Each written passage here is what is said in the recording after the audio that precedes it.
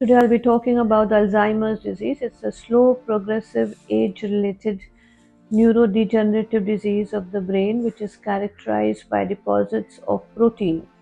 So there are amyloid plaques that are deposited inside of the brain, because of which the nerve cell lose their function, and it also causes shrinkage of the brain.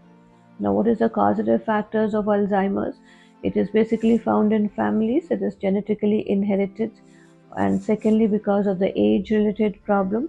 Third, because of the lifestyle errors, smoking, drinking, and poor eating habits, not sleeping on time. All this leads to oxidative stress. Apart from that, if there is a metabolic syndrome, that is high blood pressure, diabetes, or the lipid profile is not maintained, because of which there is poor blood supply to the brain, all this can give rise to this problem of severe memory loss, that is, or the dementia, that is the Alzheimer's problem. Now, what are the symptoms?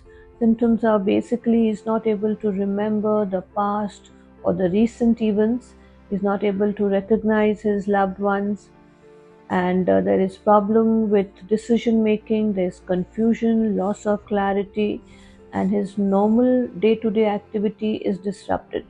So he continuously needs help from the surrounding people. Now, what is the way out? The diagnosis is the most important thing.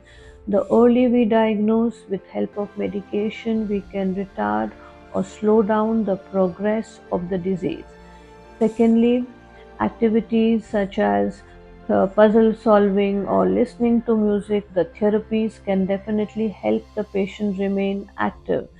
So it's basically diagnosis should be quick, therapy will work, and very important is the help given by the caregivers.